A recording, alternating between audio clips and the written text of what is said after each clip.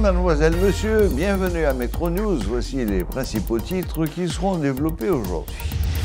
La situation reste tendue à Carrefourfeuille et dans les zones avoisinantes. Les gangs continuent de terroriser la population. Le dernier bilan de la Direction générale de la protection civile fait état de plus de 5000 déplacés dans ces quartiers. Le Conseil supérieur de la police nationale, CSPN, annonce un renforcement de l'effectif de la police dans la zone de Carrefourfeuille en proie à la violence des gangs. Les autorités policières appellent les citoyens à collaborer avec les forces de l'ordre. En politique, certains partis de l'opposition affirment qu'ils ne sont pas prêts à négocier avec le Premier ministre Ariel Henry actuellement. Par exemple, le leader du parti UNIR, Clarence Renoir, s'interroge sur l'utilité de poursuivre le dialogue avec un pouvoir qui, selon lui, ne cherche qu'à se maintenir en place.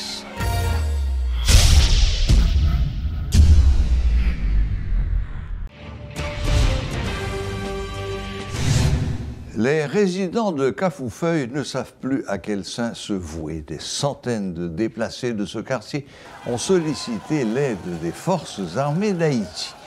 Devant le quartier général des FADH, le mercredi 16 août, ils ont exprimé leur douleur, rappelant que la paix régnait lorsque les FADH étaient chargés de la sécurité de la nation.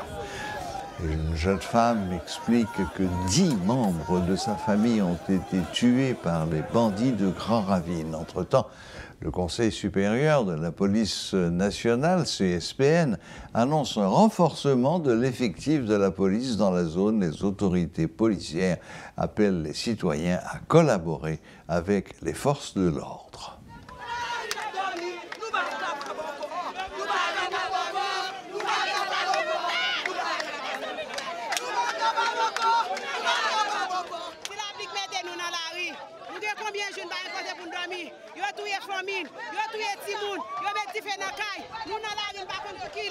Nous venons demander la meilleure pour nous aide parce que nous n'avons aucun côté encore si nous regardons les Carrefourfeuille tout le désert. Nous voyons dit Péria Mariel, il va installer un groupe gang dans Carrefourfeuille pour nous dégoumer à l'autre gang. C'est nous nous dégueter, c'est petit couteau nous déconner pour nous caler petit banane, petit patate nous, machetine crasé. Nous voyons dit Péria Mariel pour bailler la meilleure liberté, pour aller nous renforcer les Carrefourfeuille, pour nous jeunes côté pour nous dormir, pour nous dire si nous tuer nous. Moi-même demandé pour l'armée d'Haïti retourner, reprendre place de Carrefourfeuille. Parce que moi, je vivre l'armée d'Haïti moi-même. Sous l'armée d'Haïti, pas de coup de des jeunes ça qui ont fait Carrefourfeuille. C'est la première fois que je vais comme ça. Depuis dimanche, je suis là, je ne vais pas rentrer là. Mais monsieur qui a goumé, monsieur qui a goumé, à qui est-ce qu'il a goumé? Contre qui est-ce? Avec qui est-ce qu'il a goumé? Parce que nous-mêmes, avec deux mains, nous balancer, nous ne savons pas qui est-ce. Bon, je suis là, je vais tirer, frapper dans toute la mi-caille. Là, ça dimanche soir, c'est courir depuis dimanche soir, quitter la caille. Moi-même, en tant que citoyen haïtien, je ne suis pas d'accord avec ça qu'a fait là. Ça qu'a fait dans le pays, il n'est pas bon pour nous. Et comme si l'État oublié nous. L'État oublié nous quand nous finissons bouler. Côté l'État voyez nous, côté nous pour aller. Et comme si l'État haïtien oublié nous net, nous-mêmes nous savons pistache. Quand nous bouler, nous dans la rue pour nous demander l'État pour nous sécurité. Et puis moi là, je prends nouvelle yo. Je demande des minutes, je vais au téléphone, je vais et puis, c'est 3 personnes qui sont sortis pour la caille. Il y a les Makati, il y a les Gerta, il y a les Titit. Qui dit Dominique, ou pas pour nouvelle monde la caille, même dire. Mais si je prends, je attends, je vais pour nouvelle. Là, dit bread, le petit. Je voulais 7 personnes dans la caille. Maman, beau-père, petit tout, frère, soeur, et puis on voisinage. Donc, ça veut dire la caille ou boulé? Déjà la caille brûlée. Bon, moi-même, je ne suis pas au courant de la caille qui brûle parce que c'est ça, certifié. Vous comprenez ça, bien? Moi, je ne suis pas sorti, je quitte zone finalement. Donc, c'est dit qu'il y a 7 personnes qui brûlent là. Oui, mais je dis, maman, frère, à nos jours, ma marche monte descendre, je fais parcours, je me relève dans le téléphone. C'est la vie. Moi-même, je marche derrière, je fais un message là parce que si toutefois là, il a fait me connaître. Mon chéri, il me dit que vous faites bye bye. Côté mien, m'a mourir là, m'a vivre là. Parce que je ne peux pas mourir pour caille, pour bien, pour rien. Parce que depuis tout le temps, Michael, il a eu envie de prendre l'air. Michael mourit, si je viens passer, si je fais noir habit. Et pas premier jour, mais dernier cas, ça récipire. Des dispositions sont prises au niveau de la protection civile en collaboration avec d'autres institutions comme le FAES, le CAS, le MSPP, la DINEPA entre autres, en vue d'apporter une aide humanitaire aux déplacés de la zone de Carrefourfeuille qui sont éparpillés dans plusieurs sites d'hébergement de la capitale. Ils sont plus de 5000 au total, des chiffres qui risquent d'augmenter selon le directeur général de la protection civile, Jerry Chandler, suivait ses explications. Je veux dire, nous avons pratiquement une dizaine de sites, côté que nous avons retrouvé dans toute zone, et Carrefourfeuille, Place Jérémy, Avenue Maglo-Amboise et même Champ-de-Mars.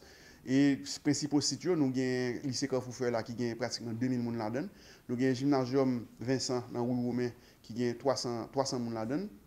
Nous avons Ciné Eldorado qui est sous Place Jérémy qui a plus que 600 personnes là-dedans.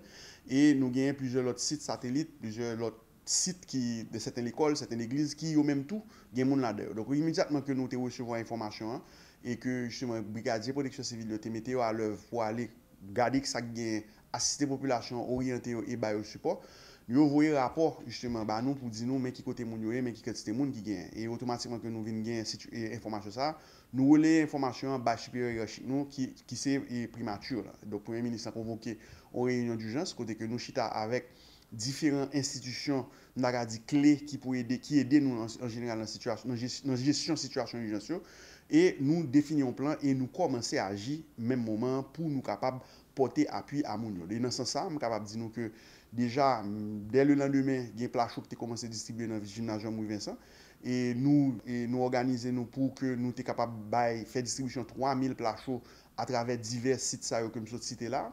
Et je dis encore, il y a un plat chaud qui a distribué, nous avons 3000 plats chauds encore que FAES et à travers différents programmes mobilisés et distribuer, mettre à disposition de mairie un comité communal pour distribution dans la zone. Deuxièmement, nous avons un DINEPA qui lui-même tout en charge de saner de l'eau avec assainissement. Donc, qui dit agglomération monde dit utilisation de l'eau, gestion eau usée, etc. Donc, DINEPA mettre à l'œuvre en façon pour lui-même capable de venir avec justement installation saner les bladeurs avec et tank de l'eau et pour fournir moun yo de l'eau, mais aussi utiliser de l'eau que moun yo fini utiliser. Alors, gérer de l'eau que moun yo fini utiliser en façon pour éviter recours de cette maladie et surtout que nous connaissons que nous avons une période côté que choléra a tendance à remonter. Je peux dire tout que dans ce sens tout et travail, je mentionne le travail que FAES a fait avec distribution plat chaud systématique qui a fait et qui continue. Je peux dire tout que le ministère de la Santé publique vient à bord et mobiliser unité et avec cellules de gestion d'urgence. Et dans ce sens, le ministère de la Santé publique déjà a fait un repérage pour garder pour qui moun qui gagne des urgences médicales pour permettre d'évacuer aller mener dans un centre médical pour être capable de recevoir soin que carré nécessité. Mais tout, le ministère de la Santé publique mobilise tout pour faire surveillance épidémiologique pour empêcher, j'en dis, résurgence et certaines maladies comme le choléra qui déjà déjà constitue un problème pour nous dans la situation que nous vivons là. Donc tout ceci c'est pour dire nous que aide avec support après aller justement je nous dis jusqu'y boit pour y arriver pour ça parce que dans le moment là nous gagnons une population qui est identifiée, chiffres continuent à évoluer. Nous n'avons pas avancé avec les ressources que nous gagnons. Maintenant, s'il faut que nous cherchions l'autre ressource externe et additionnelle pour nous continuer le travail là, nous avons cherché. Mais un bagage qui est certain, c'est que nous ne pouvons pas camper, nous ne pouvons pas baisser les bras, nous continuer justement toujours venir en aide et en appui avec nous, avec tout moyen que nous gagnons, avec tout support que nous-mêmes nous sommes capables de faire, malgré les conditions qui sont un peu difficiles, mais quand même, nous ne pouvons pas baisser les bras et je dis, nous continuer à chercher moyen avec appui. Partenaires étatiques, mais partenaires internationaux tout, en façon pour justement nous capables de continuer à être percutants et continuer à rassurer la population et venir en aide et en appui. Les avis de certains responsables d'organisations de la diaspora sont partagés concernant un éventuel déploiement d'une force multinationale en Haïti.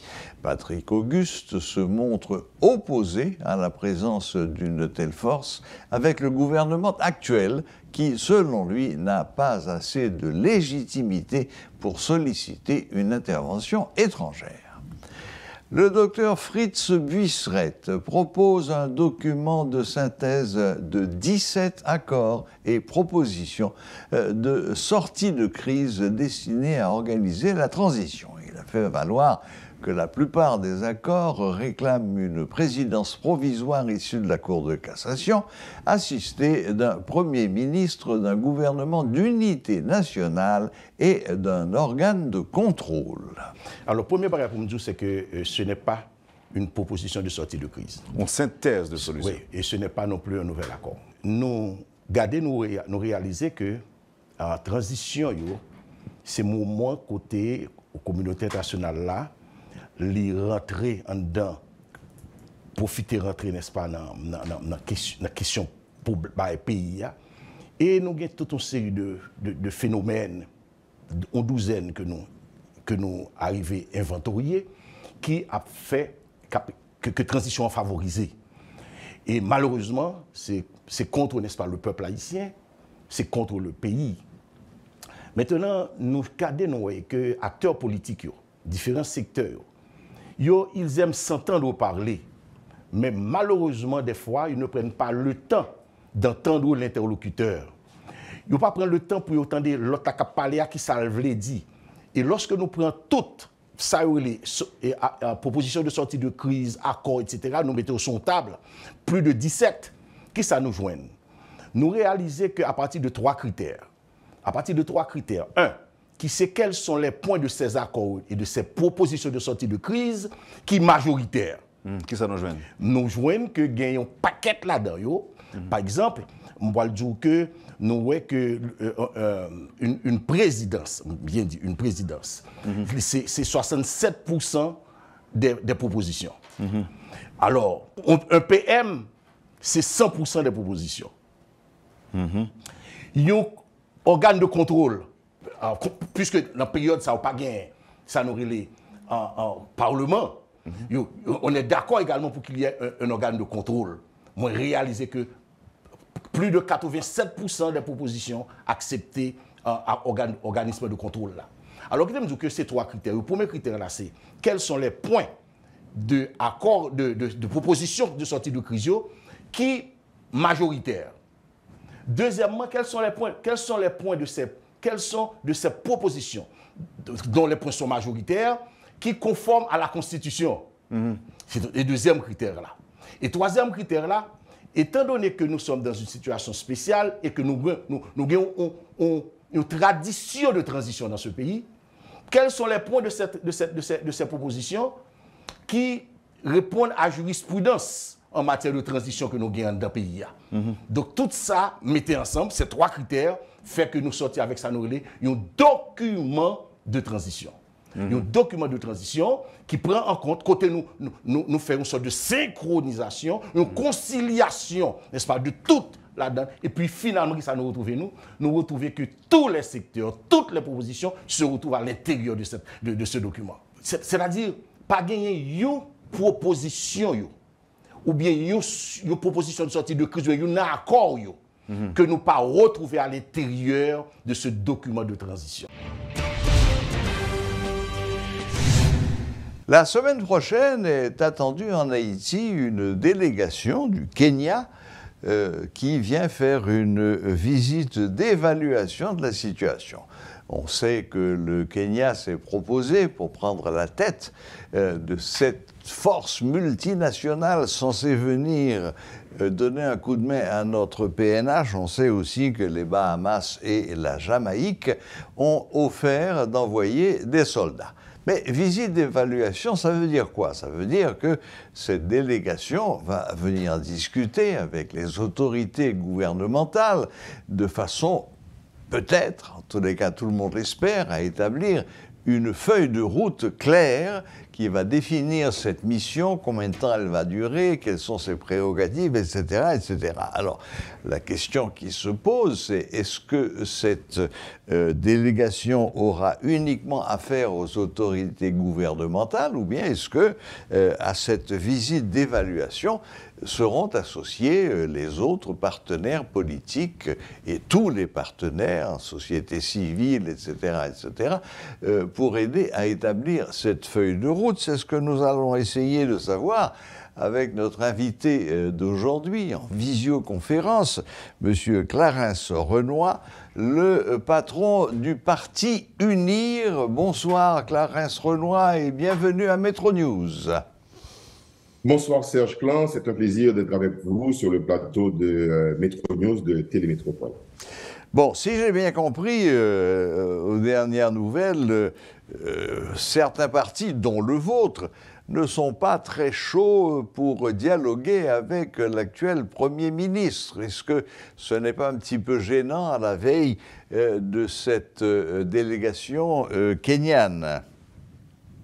Non, je ne dirais pas ainsi, Serge Clan, parce que justement, le parti UNIR ainsi que le collectif auquel UNIR s'est joint depuis plusieurs mois maintenant, continue de discuter avec le Premier ministre. On a passé une semaine de discussion et nous ne sommes pas les seuls.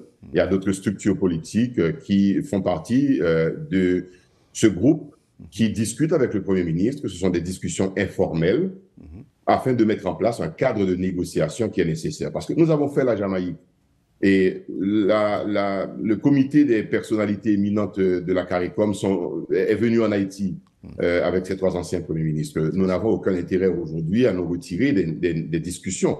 Mais il faut absolument qu'il y ait un temps qui est imparti à ces discussions, qui ne doivent pas des discussions qui traînent, des discussions éternelles, afin de trouver une issue à la crise. Cependant, nous sommes dans un moment, je dirais, tragique, dramatique, où la population haïtienne est exposée à toutes sortes de souffrances et d'humiliations. Regardez ce qui se passe à Carrefour et aussi regardez le comportement, l'attitude du gouvernement qui ne réagit pas. Ou quand il le fait très tardivement avec beaucoup de légèreté. Donc, nous nous sommes dit, est-ce que dans ce contexte-là aujourd'hui, un contexte qui nous révolte, cette situation, est-ce que nous allons nous asseoir pour discuter de partager un gouvernement avec un Premier ministre qui apparemment n'a pas le souci de la sécurité de la population haïtienne? Donc, nous, quand je dis ça, je parle à mon nom personnel, mais j'imagine que c'est la position aussi du collectif des partis politiques qui compte le MOPOD, l'OPL, l'AP et GRÉ, et d'autres partis politiques encore, je m'excuse auprès des autres, que Petite Dessalines ou encore PHTK, nous nous sommes dit, écoutez, ce n'est pas le moment d'aller discuter, il faut que le gouvernement réponde face à ses responsabilités et réponde à l'appel de la population pour ramener la sécurité dans le pays.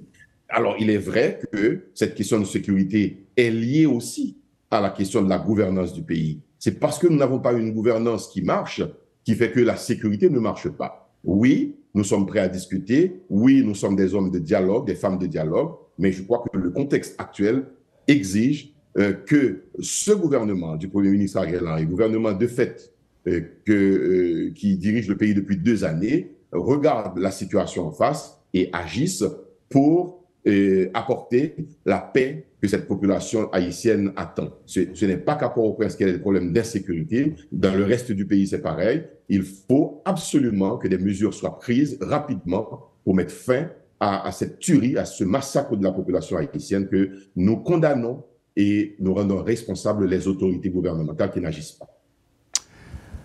Clarence Renoy, êtes-vous partisan d'un changement de gouvernement? En d'autres termes, souhaitez-vous la démission d'Ariel Henry?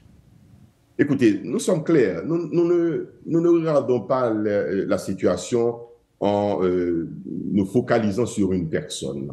Il y a un gouvernement qui ne marche pas depuis 2 ans. Il se trouve qu'à la tête de ce gouvernement se trouve M. Ariel Henry, Dr Ariel Henry, et qui n'a pas un bilan qui peut être, je dirais, brandi pour dire, écoutez, donnez-moi encore un autre mandat. Cependant, nous regardons la situation, nous ne voulons pas de conflit éternel dans le pays. Et qu'est-ce que nous avons proposé? Je dis nous parce que je parle au nom du collectif et des autres partis politiques aussi qui ont signé cette déclaration conjointe de Kingston. Nous sommes dit, écoutez, le gouvernement monocéphale ne marche pas. Il nous faut établir un gouvernement bicéphale avec un Premier ministre à sa tête. Il se trouve que le Premier ministre qui est là, c'est le docteur Ariel Henry, mais une instance présidentielle qui pourrait être un collège présidentiel ou un HCT recomposé avec 5 membres pour assurer un équilibre à la tête du pouvoir et permettre de rétablir la sécurité et la confiance pour aller aux élections autant voulu. Je dis autant voulu en un sens, autant qu'il sera possible d'organiser ces élections. Voilà notre position. Mais nous ne nous focalisons pas sur une personne comme quoi nous réclamerions la tête de quelqu'un. Non, on n'en est pas là, mais on a besoin, c'est indispensable. Nous nous sommes rendus compte aujourd'hui, si ce n'était pas le cas avant, que le gouvernement monocéphale ne fait pas ce que le peuple haïtien attend de lui. Donc, il nous faut équilibrer la gestion du pays pour que nous puissions arriver à prendre des mesures nécessaires pour réformer certaines institutions, la Constitution par exemple, réformer la police, travailler pour établir un gouvernement d'union nationale, mais un gouvernement qui puisse donner la garantie à tous les acteurs politiques qui vont pouvoir aller à des élections libres, honnêtes et démocratiques. Oui, oui, d'ailleurs, cette question d'exécutif monocéphale ou bicéphale est la principale pomme de discorde, semble-t-il, entre vous autres partis politiques et le Premier ministre, qui, lui, est partisan du monocéphalisme. Vous avez compris. Effectivement, il s'accroche au monocéphalisme. Pourquoi? Parce qu'il est seul au pouvoir, il dirige seul. Il est à la fois président de la République et Premier ministre. Or, c'est un accroc énorme à la Constitution. Je dis un accroc, c'est pour utiliser une métaphore. Et écoutez, le Premier ministre qui s'appuie sur l'article 149 de la Constitution pour pour argumenter du respect de la Constitution qu'il veut et garder donc sa position, et en arguant que le Conseil des ministres joue le rôle de président de la République. Mais écoutez, l'article 149 est totalement épuisé, complètement épuisé, depuis 120 jours après l'assassinat du président Jovenel Moïse, parce que la provision constitutionnelle s'arrête là, 90 ou 120 jours. Oui. C'est un accord politique qui a mis le Premier ministre en fonction. Donc, il faut un autre accord.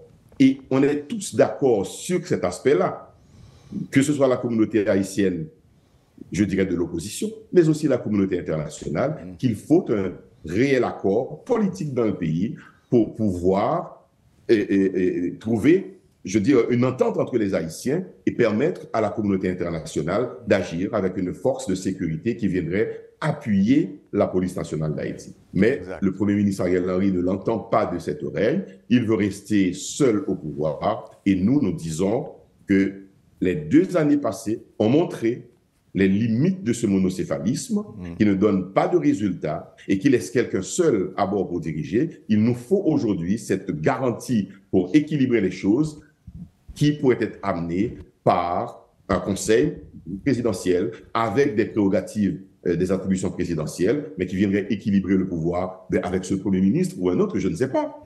Là n'est pas la question aujourd'hui. C'est le Premier ministre Ariel Henry qui est au pouvoir. S'il veut se retirer, s'il sent qu'il est incapable, eh bien, ça serait une bonne nouvelle pour les Haïtiens en général. Mais nous sommes en train de discuter avec lui et nous voulons donc signer un accord avec lui. Très bien, Clarence Saunois, tout ça est parfaitement clair. En effet, une dernière question. Qu'est-ce que vous attendez de cette visite d'évaluation kenyane la semaine prochaine? Est-ce que vous croyez que ça va permettre d'avancer vraiment dans ce dossier et de commencer à mettre sur place une structure capable de faire face à ces gangs qui ne cessent d'avaler du terrain? Oui, je crois que nous sommes arrivés à un point où il ne faut pas faire la fine bouche. Haïti, aujourd'hui, dans l'état actuel des choses, a besoin, pour rassurer tout le monde, d'une force d'appui à la PNH, qui viendrait appuyer la PNH techniquement, qui viendrait appuyer la PNH avec des équipements, dans les conseils stratégiques à donner à la police nationale, parce que seule la police nationale a montré qu'elle n'avait pas les moyens de vaincre les foyers de gangs qui sévissent à travers le pays, et particulièrement ces derniers jours à Port-au-Prince, qui se montrent de plus en plus visibles. Visibles parce que ces foyers de gangs, ces gangs ont probablement des gens qui tirent les ficelles derrière eux. C'est pas un mystère de dire, de penser ou de croire qu'ils sont bien corés. Bien corés. Ouais. Mais là, n'est pas la question parce que nous n'avons pas encore de preuves là-dessus. Mais ce que nous voulons dire, c'est que la PNH a des moyens limités et la PNH a des limites pour faire face à ses responsabilités, quoique la PNH n'a jamais essayé une opération d'envergure pour déloger les gangs. Par rapport à la perte de confiance de la population aux forces de sécurité du pays, je crois que nous sommes rendus à ce point justement où la force internationale serait bienvenue pour appuyer la PNH. Mais nous ne pouvons pas attendre cette force internationale qu'elle arrive pour prendre nos responsabilités à nous avec les forces de sécurité qui sont payées par les taxes, les impôts prélevés sur les Haïtiens et les Haïtiennes qui travaillent dans des conditions extrêmement difficiles et compliquées. Donc maintenant, cette force internationale, si elle doit venir, elle viendra dans 3, dans 6 mois pour répéter un diplomate qui s'est prononcé sur la question et sur les antennes de métropole. Monsieur Carrière, oui. C'est l'ambassadeur Carrière du Canada, justement, qui s'en va, que nous saluons en passant. Donc, maintenant, nous ne pouvons pas attendre cette force qu'elle arrive pour commencer à agir nous-mêmes. Mais cette force, aujourd'hui, est incontournable. Parce que pays de la CARICOM, d'autres pays aussi de l'Amérique latine, et même le Rwanda, ce qui paraît en Afrique aussi, a proposé le Sénégal. On est à ce stade de la demande du secrétaire général des Nations Unies de pouvoir composer cette force internationale. Mais nous disons ceci dans notre groupe de consultation, notre groupe le PIF. Nous disons ceci. Cette force, elle doit venir, c'est inévitable, mais nous devons donner des missions, des objectifs précis à cette force, qu'elle vienne aussi en assurant la sécurité dans les rues de Port-au-Prince, sur les routes, pour permettre au commerce, aux écoliers, aux universitaires de pouvoir vaquer à leurs occupations, à la population en général, mais elle doit s'attacher aussi à former la police nationale pour qu'à son départ, nous ayons nous-mêmes les moyens de prendre la relève et d'assurer la sécurité de la population. Car nous ne pouvons pas attendre à chaque fois de faire appel à la communauté internationale pour assurer notre sécurité. Nous avons 10 000 policiers, nous avons 1500 militaires, mais qu'ils soient entraînés, équipés pour pouvoir assurer leur tâche, leur rôle, c'est assurer la sécurité de la population, assurer la sécurité des vies et des biens et des frontières du pays. Ce serait en effet le scénario idéal. Eh bien, malheureusement, le temps nous fait un peu défaut. Clarence Renoir, on va devoir conclure. Y a-t-il une conclusion, quelques mots de conclusion que vous souhaiteriez ajouter à ce que vous avez déjà dit? Absolument. On a l'impression, Serge Clan, que nous vivons dans un pays où nous n'agissons que par télécommande. Et la télécommande n'est pas en Haïti, elle est ailleurs, disons à la communauté internationale.